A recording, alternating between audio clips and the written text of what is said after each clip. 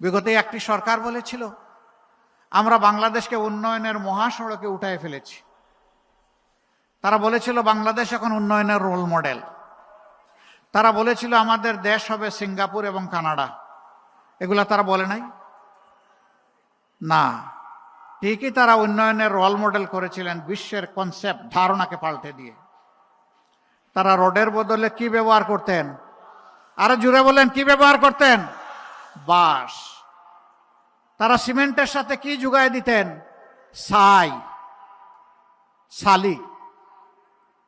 এইভাবে একদিকে উন্নয়ন আর একদিকে দপাস। সেই সভ্যতা, সেই উন্নয়ন দেশবাসীকে তারা উপহার দিয়ে সিঙ্গাপুর এবং কানাডা বানিয়েছিল।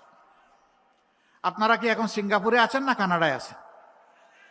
বাংলাদেশে আছেন। তারা কিন্তু সিঙ্গাপুর এবং কানাডায় কেউ কেউ আছে। দেশের টাকা চুরি করে বড় বড় ডাকাতরা এখন সিঙ্গাপুরে বিশাল বিশাল ব্যবসা গড়ে তুলেছে।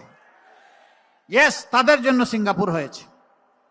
দেশের টাকা লুণ্ঠন করে বিদেশে পাচার করে কানাডার টরন্টোতে বিশাল এলাকা নিয়ে বেগমদেরকে সেখানে পুনর্বাসন করা হয়েছে। বাংলাদেশের রসিক মানুষ নাম দিয়েছে বেগমপাড়া। অতএব তাদের ঠিকই কানাডা হয়েছে বাংলাদেশের জনগণের টাকা চুরি করে।